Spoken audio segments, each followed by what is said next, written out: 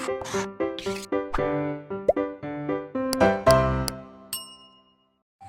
बच्चों, blueprint digital में आपका स्वागत है। मेरा नाम है मोनिका और आज हम बात करने वाले हैं वास्तविक संख्याओं के बारे में। बच्चों, आपने कुछ संख्याओं के बारे में पिछली कक्षाओं में पढ़ा होगा, जैसे प्राकृतिक संख्याएं, पूर्णांक, पूर्ण संख्याएं, भिन्न, परिमेय संख्याएं और अपरिमेय संख्याएं। इन सभी संख्याओं को सम्मिलित रूप से वास्तविक संख्याएं कहते हैं, रियल नंबर कहते हैं। तो सबसे पहले हम इन्हीं संख्याओं को एक बार रिवाइज कर लेते हैं, जिसे मैंने एक चार्ट के माध्यम से समझाया है। फिर हम इस अध्याय में आगे बढ़ेंगे। तो बच्चों, अगर हम वास्तविक संख्याओं के वर्गीकरण की बात करते हैं तो वास्तविक संख्याओं को दो भाग में बांटा जा सकता है। एक परिमेय संख्याएं होती है और दूसरी अपरिमेय संख्याएं होती है। अपरिमेय संख्याओं को हम आगे और वर्गीकृत नहीं कर सकते हैं, लेकिन हम परिमेय संख्याओं को और आगे भी विभाजित कर सकते हैं। परिमेय संख्याएं को हम भिन्न और पूर्णांक में बांट सकते हैं, यानी कि भिन्न और पूर्णांक से मिलकर ही परिमेय संख्या बनती है। पूर्णांक हमारे ऋणात्मक पूर्णांक और पूर्ण संख्याओं से मिलकर बनते हैं और पूर्ण संख्याएं हमारी शून्य और प्राकृतिक संख्याओं से मिलकर बनती है। फिर उसके आगे हम प्राकृतिक संख्याओं को भी इस तरह से वर्गीकृत कर सकते हैं। अब एक एक करके हम इनको समझते हैं कि ये संख्याएं कौन कौन सी होती है, इनके कौन कौन से उदाहरण हैं। तो सबसे पहले हम स्टार्टिंग करते हैं अपनी प्राकृतिक संख्याओं से। बच्चों, प्राकृतिक संख्या यानी कि नेचुरल नंबर्स, हम इसे बड़े एन से दिखाते हैं। और प्राकृतिक संख्याएं वो संख्याएं होती है जिसकी शुरुआत एक से होती है, 1, 2, 3, 4, 5, और जहां तक हम इसको गिन सकते हैं। मान लेते हैं कि हमसे हमारा जो सबसे लास्ट का नंबर है वो स्मॉल n है, छोटा n है। तो इसकी कौन कौन से उदाहरण होंगे? 1, 2, 3, इस तरह से करके कहां तक? छोटे n तक। तो इसे हम क्या कहते हैं? प्राकृतिक संख्याएं कहते हैं। प्राकृतिक संख्याएं नेचुरल नंबर जिसे हम बड़े n से दिखाते हैं, और इसमें एक से स्टार्ट होने वाली वो सारी संख्याएं होती है जिन्हें हम गिन सकते हैं और जो भिन्न में नहीं होती है, फ्रैक्शन में नहीं होती है। ठीक है, इसके बाद शून्य, 0। जब हम प्राकृतिक संख्याओं में 0 को जोड़ लेते हैं तो वो पूर्ण संख्याएं बन जाती है। पूर्ण संख्याएं मतलब होल नंबर। होल नंबर इसलिए हम इसको किससे दिखाते हैं? हम इसे कैपिटल W से दिखाते हैं, बड़े W से दिखाते हैं। तो पूर्ण संख्याएं कौन कौन सी होती है? 0, 1, 2, इस तरह से n तक। तो ये हमारी क्या होती है? पूर्ण संख्याएं होती है, होल नंबर्स होते हैं। फिर बात करते हैं हम सबसे पहले पूर्णांक की बात करते हैं। पूर्णांक को हम कहते हैं इंटीजर्स। पूर्णांक को हम कैपिटल Z या I से दिखाते हैं। और पूर्णांक में हमारी सारी पूर्ण संख्याएं होती है और इसके साथ साथ ऋणात्मक पूर्णांक होते हैं। मतलब इनके साथ इनके साथ जब हम माइनस चिन्ह लगा देते हैं वो सारी संख्याएं होती है, जैसे -n, -2, -1, 0, 1, 2, इस तरह से करके ये n तक। ठीक है, तो ये हमारे क्या होते हैं? पूर्णांक होते हैं। पूर्णांक को हम -n से लेके -2, -1, 0, 1, 2 और इस तरह से करके हम n तक इसको लिख सकते हैं। इसमें जो हमारे माइनस साइन के साथ होते हैं हम उसे ऋणात्मक पूर्णांक कहते हैं, और जो प्लस साइन के साथ होते हैं हम उसे धनात्मक पूर्णांक कहते हैं। ऋणात्मक पूर्णांक को हम जो दर्शाते हैं z के ऊपर हम माइनस साइन लगा देते हैं, या फिर i के ऊपर हम माइनस साइन लगा देते हैं। इसी तरह से जो हमारे धनात्मक पूर्णांक होते हैं उसमें हम z के ऊपर प्लस साइन लगा देते हैं और या i के ऊपर प्लस साइन लगा देते हैं। तो इस तरह से ये हमारे क्या होते हैं? पूर्णांक होते हैं। अब बात करते हैं भिन्न की। भिन्न संख्याएं कौन सी होती है? भिन्न संख्याएं वो होती है जो पूर्ण नहीं होती। ठीक है, मतलब किसमें होती है? वो भाग में होती है, पार्ट में होती है। जैसे मैं लिखूं 1/2, 3/4, इस तरह से जो हमारी बटे में होती है इन सब संख्याओं को हम भिन्न कहते हैं। भिन्न और पूर्णांक इनसे मिलकर क्या बनती है? हमारी परिमेय संख्या बनती है। अब बात करते हैं परिमेय संख्या होती क्या है। सबसे पहले तो परिमेय संख्याओं को हम बड़े Q से दिखाते हैं, और परिमेय संख्याएं वो संख्याएं होती है जिन्हें हम P/Q की फॉर्म में लिख सकते हैं, और जहां Q कभी भी क्या? 0 नहीं होगा। ठीक है, 0 नहीं होगा, उसे हम P/Q की फॉर्म में लिख सकते हैं। Q कभी भी 0 नहीं होगा। दूसरी जो इसमें कंडीशन लगती है वो ये लगती है कि P और Q क्या होते हैं? से अभाज्य संख्याएं होती है। से अभाज्य संख्याएं होती है। अब ये से अभाज्य संख्या क्या होती है? इन्हें हम कहते हैं कोप्राइम नंबर्स, से अभाज्य संख्याएं। जैसे मेरे पास एग्जांपल है 3 और 4, तो सह अभाज्य संख्या है, हम उन संख्याओं को कहते हैं जिनमें से सिर्फ एक कॉमन होता है, कोई और उसमें से कॉमन नहीं होता। तो इसमें से जब हम बाहर कुछ कॉमन लेंगे तो सिर्फ एक ही कॉमन होगा, इसके अलावा कुछ भी कॉमन इसमें नहीं होता, तो उसे हम क्या कहते हैं, सह अभाज्य संख्या कहते हैं। तो अगर ये दो कंडीशन लग रही है कि P अपॉन Q की फॉर्म में लिखा जा रहा है नंबर को, Q क्या है हमारा 0 नहीं है, और P और Q क्या है, सह अभाज्य संख्याएं हैं, तो उन्हें हम परिमेय संख्याएं कहते हैं। ठीक है, अब बात करते हैं हम अपरिमेय संख्याओं की। तो जो संख्याएं परिमेय नहीं होती है उन्हें हम अपरिमेय संख्याएं कहते हैं, मतलब जिन संख्याओं को हम P अपॉन Q की फॉर्म में नहीं लिख सकते उन्हें हम क्या कहते हैं, अपरिमेय संख्याएं कहते हैं। इसकी एग्जांपल है जैसे √2, √3, पाई एक्सेट्रा। परिमेय संख्या और अपरिमेय संख्याओं के बारे में हम आगे और डिटेल में पढ़ेंगे और इनसे संबंधित क्वेश्चन को भी हम इसमें हल करना सीखेंगे। तो इन सभी संख्याओं को सम्मिलित रूप से हम क्या कहते हैं, वास्तविक संख्या कहते हैं, रियल नंबर्स कहते हैं। तो अब हम बात करते हैं कि इस चैप्टर में हम क्या क्या पढ़ने वाले हैं। तो ये कक्षा 10 का पहला ही अध्याय है, वास्तविक संख्या है, जिसके हमने बेसिक जो नॉलेज है उसे एक बार रिवाइज कर लिया है। अब हम बात करेंगे इसमें यूक्लिड विभाजन प्रमेयिका के बारे में, और इसका प्रयोग करके हम किस तरह से अपने प्रश्नों को हल करेंगे ये करना हम इसमें सीखेंगे। दूसरा, हम यूक्लिड विभाजन एल्गोरिथम के बारे में इसमें बात करेंगे, और उससे हम दो नंबरों को एचसीएफ निकालना सीखेंगे। अंकगणित की आधारभूत प्रमेय के बारे में और उसके अनुप्रयोग के बारे में पढ़ेंगे, और उनसे हम एलसीएम और एचसीएफ में क्या संबंध है, और हम प्राइम फैक्टराइजेशन से किस तरह से क्वेश्चंस को हल करते हैं, वो सब हम इस चैप्टर में सीखेंगे। अपरिमेय संख्याओं के बारे में पढ़ेंगे और ये बताएंगे कौन सी संख्या अपरिमेय है और कौन सी संख्या अपरिमेय नहीं है। और फिर हम परिमेय संख्याओं के बारे में बात करेंगे, और इसमें किस तरह से इस संख्याओं में जो दशमलव का प्रसार होता है उसके बारे में हम इस चैप्टर में बात करें। इस चैप्टर का पहला टॉपिक जो कि बहुत इंपॉर्टेंट भी है, यूक्लिड विभाजन प्रमेयिका के बारे में।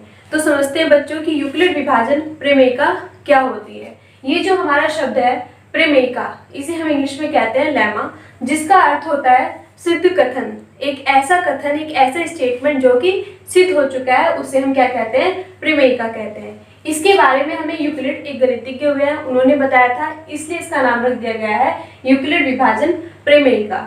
अब ये होता क्या है, इसके कॉन्सेप्ट को हम समझते हैं। बच्चों, मेरे पास दो संख्याएं हैं, एक 3 और दूसरी 5। मैंने 5 को 3 से भाग दिया तो मुझे क्या मिला, 2 शेषफल, 1 भागफल, 5 भाज्य और 3 भाजक।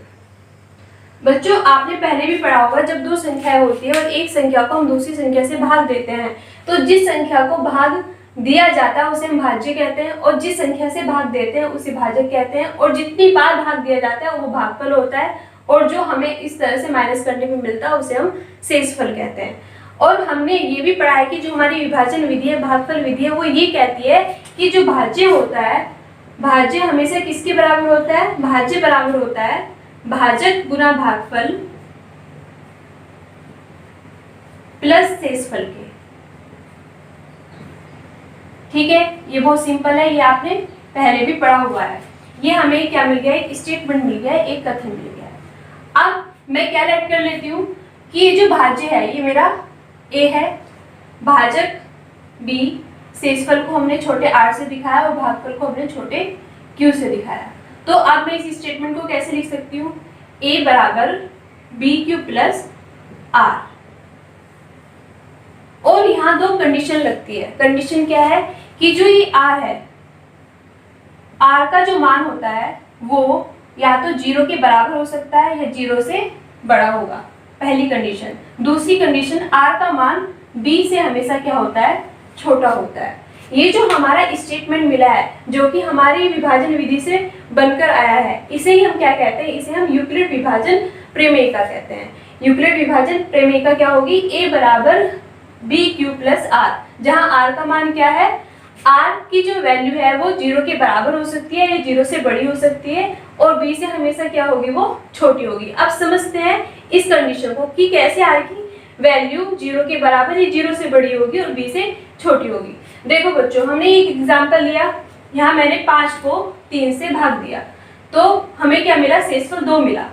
शेषफल 2 मिला यानी कि क्या है, ये 0 से बड़ा है अब 0 कब होता, अगर मैं यहाँ 5 की जगह 6 ले लेती और 6 को 3 से मैंने भाग देती तो ये पूरा पूरा कट जाता और शेषफल क्या हो जाता 0। यानी कि r का मान 0 हो सकता है जब ये पूरा पूरा कट जाएगा, या फिर 0 से बड़ा होगा जब माइनस करने पर हमें कुछ मिलेगा, लेकिन 0 से छोटा नहीं हो सकता है। मतलब इसका मान कभी भी माइनस में नहीं हो सकता है। अगर ये माइनस में तो इसका मतलब हमने जो भाग दिया है वो गलत दिया है। तो ये कंडीशन इस तरह से सही बैठी। अब बात करते हैं बी की वैल्यू r से हमेशा छोटी होगी। बी क्या है हमारा, ये है ना। इस एग्जाम्पल में हम समझते हैं बी हमारा 3 है और शेषफल हमारा 2 है, यानी कि r की वैल्यू 2 बी से क्या है छोटी है, और ये हमेशा छोटी रहेगी। अगर यहाँ पे मतलब 2 से ज्यादा हो जाती है, 3 से ज्यादा हो जाती है तो हम इसको आगे और भाग दे सकते थे। कब तक, जब तक कि वो वैल्यू हमारी छोटी ना हो जाती या फिर 0 ना हो जाती। तो ये जो हमारी कंडीशन है ये हर एक क्वेश्चन पे अप्लाई होगी। तो ये हमारा क्या है, यूक्लिड विभाजन प्रमेय का है a बराबर बी क्यू प्लस आर, जहाँ r की वैल्यू 0 हो सकती है, 0 से बड़ी हो सकती है और लेस देन क्या होगी b होगी, यानी कि b से छोटी होगी। अब हम सीखेंगे कि ये जो हमारा यूक्लिड विभाजन प्रेमिका है इसे हमें कैसे सवालों पे अप्लाई करके अपने क्वेश्चंस को सॉल्व करना है।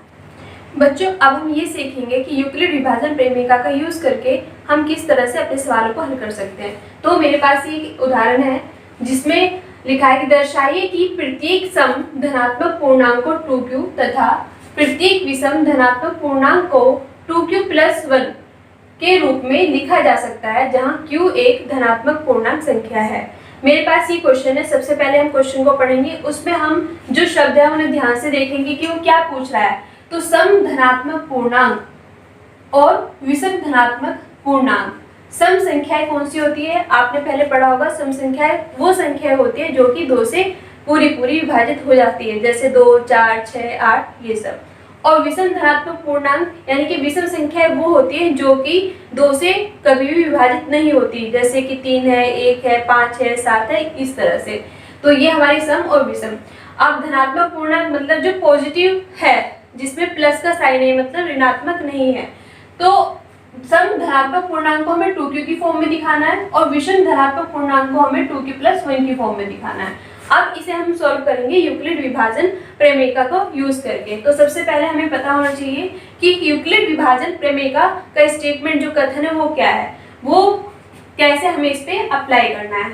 तो हम मान लेते हैं कि हमारे पास एक संख्या है, एक पूर्णांक है a, और इस क्वेश्चन के माध्यम से हम b की वैल्यू निकाल सकते हैं जो q इंटीजर के साथ है, q पूर्णांक के साथ है। तो b बराबर क्या होगा हमारा 2 होगा।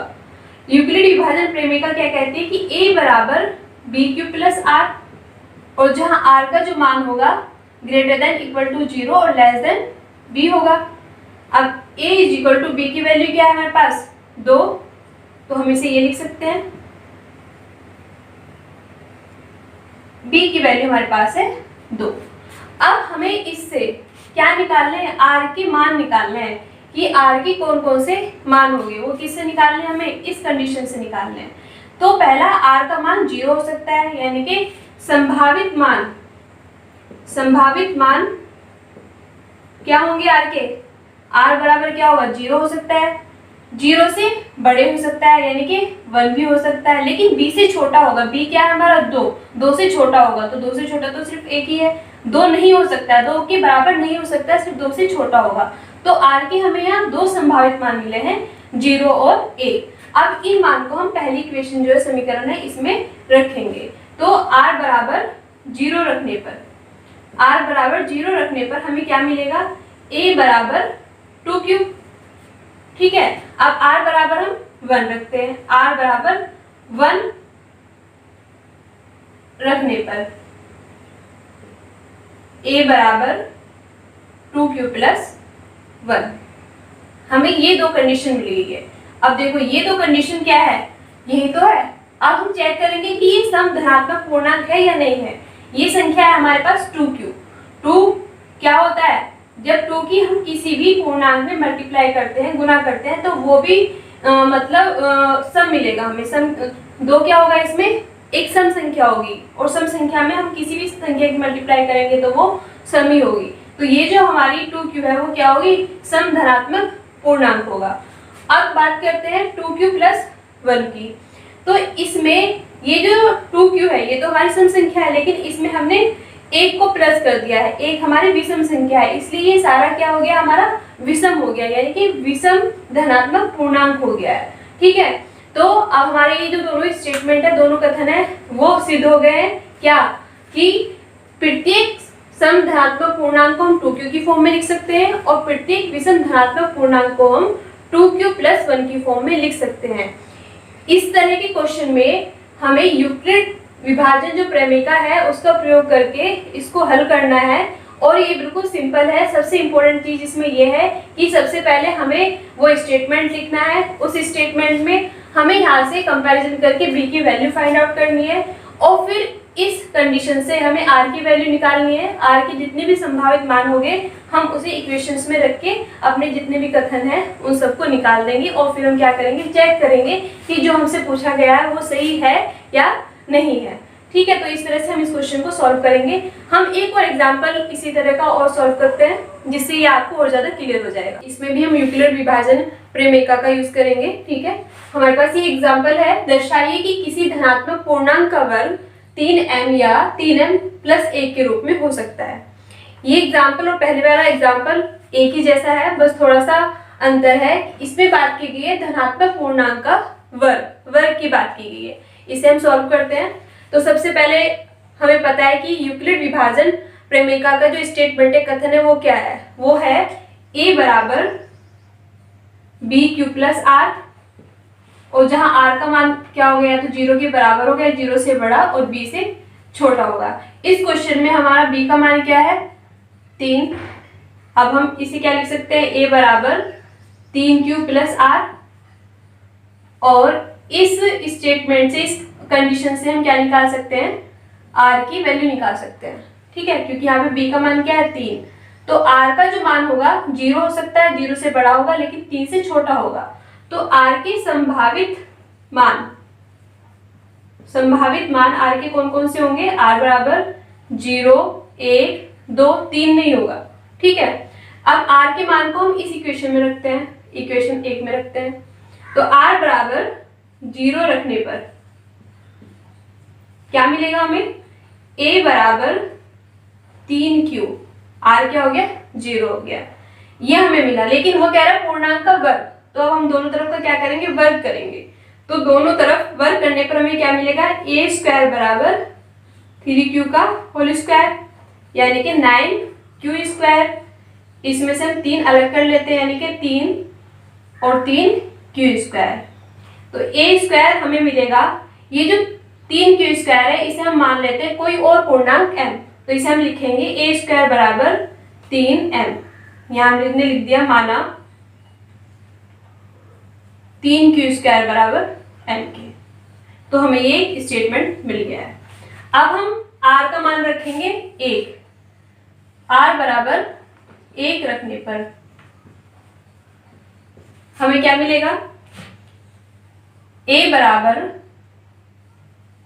3q plus 1। अब फिर दोबारा से हम क्या करेंगे, दोनों तरफ स्क्वायर करेंगे। दोनों तरफ स्क्वायर करेंगे तो a स्क्वायर बराबर 3q प्लस 1 का होल स्क्वायर। इसे हम खोलेंगे a प्लस b के होल स्क्वायर से, तो ये हो जाएगा 9q square plus 1 plus 6q। अब हम इसमें q वाले टर्म को एक तरफ कर लेंगे, 9q square plus 6q plus 1। इसमें से हम 3 कॉमन ले लेंगे, तो अंदर बचेगा 3q स्क्वायर प्लस 2q और प्लस 1, ये बराबर जा रहा है a स्क्वायर के। तो a स्क्वायर बराबर होगा 3, इसे हम लेट कर लेंगे वही इंटीजर m, 3m प्लस 1 के। यहाँ लिखेंगे, माना 3q स्क्वायर प्लस 2q बराबर m के। अब हमें क्या मिल गया, दूसरा स्टेटमेंट मिल गया। अब हमें r के मान रखने से ये दोनों स्टेटमेंट के हो गए, मिल गए, प्रूव हो गए। और यही हमसे क्या कराया था, उन्होंने सिद्ध कराया था कि किसी धनात्मक पूर्णांक का वर्ग, धनात्मक पूर्णांक का वर्ग या तो 3m होगा या फिर 3m प्लस 1 होगा। ठीक है, इस तरह से हम इन क्वेश्चन को हल कर सकते हैं। तो बच्चों, यूक्लिड विभाजन प्रेमिका का प्रयोग करके आप और भी इसी तरह के बहुत सारे क्वेश्चन हल कर सकते हैं, जिसकी आप प्रैक्टिस घर पे करना और आपको ये जो कॉन्सेप्ट है बिल्कुल समझ में आ जाएगा। तो thank you for watching this video. Please like, share and subscribe. Good day.